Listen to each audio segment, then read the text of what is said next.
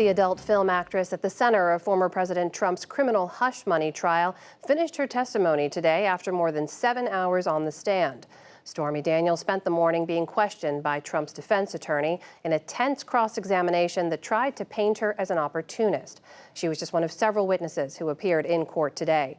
Our William Brango has been covering this. He joins us now from New York. So New York, Miss Daniels finished her second and her last day on the stand today. We're saying she's at the center of this trial, but she's not really involved in any of the hush money repayments that Mr. Trump is accused of trying to conceal here. So tell us a little bit about what she did testify to today. No, that's exactly right, Amna. She testified that she has no direct knowledge of the charges that are at the center of this falsifying business records case. But yet, as you said, she is also at the very center of this case. And her testimony continued today with her finishing telling the story of this alleged one-time sexual encounter she had with Donald Trump at a celebrity golf tournament years ago in Lake Tahoe, and the then $130,000 that she negotiated to get paid to silence that story and make sure it never came out. And Trump's legal team today, led by Susan Necheles, tried to poke holes in inconsistencies that she has given over the years, trying to say that she's not told a consistent story. And there were lots of little examples of this. Like one example, they spent a good deal of time trying to parse out whether Stormy Daniels ever said that she ate dinner, literally ate a meal with him in that room that night of this alleged affair. Necheles also tried to paint her, as you mentioned, as solely being out for money, and said, how much money were you making on the documentary and the book and the interviews that you have given over the years?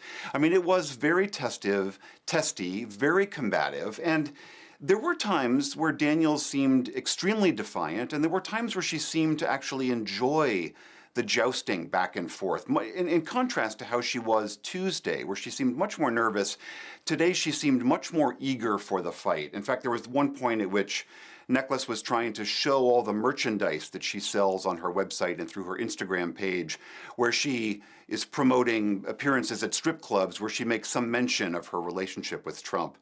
And Necheles was saying, you're trying to capitalize on this. And Daniels said, in essence, yes, that's my job, merchandising myself and selling things with my name on it. Not too dissimilar from what Trump does, she said. So a very, very combative day today. For a moment, there were some witnesses who did have a more direct relationship to those repayments at the center of this trial. What did they have to testify to?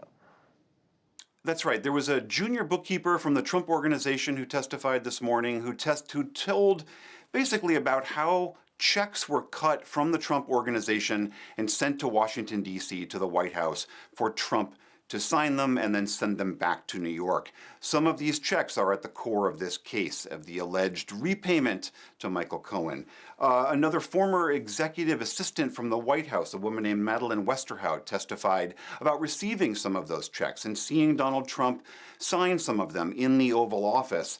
She also detailed scheduling a very crucial meeting where Michael Cohen came to meet Donald Trump at the White House while he was president, and allegedly they discussed the White House, this repayment scheme that's the center of this case.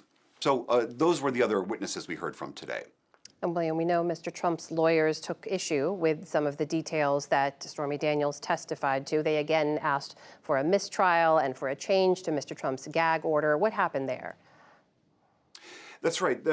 Two things. Modifying the gag order, Trump's lawyers argued that all of these details that came out today, now that Daniels is off the witness stand, that Trump should be freed from his gag order and be able to directly try to rebut her publicly on social media. The second one is they argued for this mistrial, as you mentioned, and they were alleging, Trump's lawyers were alleging, that Daniels was somehow telling a different story about this alleged sexual encounter, implying that she was saying that there was some level of coercion going on there, and that this is completely unfair, that this is a new story they had never heard before, and that all of these details that she testified to over 7 hours are prejudicial to the jury, and they need to have the trial thrown out. The judge in both of these cases denied the motions by Trump's lawyers, and Trump was quite seemingly visibly angry towards the end of the day today. And at the end of the day's proceedings, he went out into the hallway, as he often does, and today, in a particularly angry way, lashed out at the judge. Let's hear what he had to say. This judge, what he did and what his ruling was is a disgrace. Everybody saw what happened today. He's a corrupt judge and he's totally conflicted. Both of those motions were denied by his team. Testimony resumes tomorrow. And again, as is always the case, we don't know who will be on the witness stand tomorrow.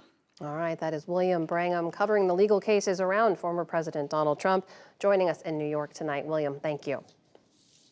Thanks, Omna.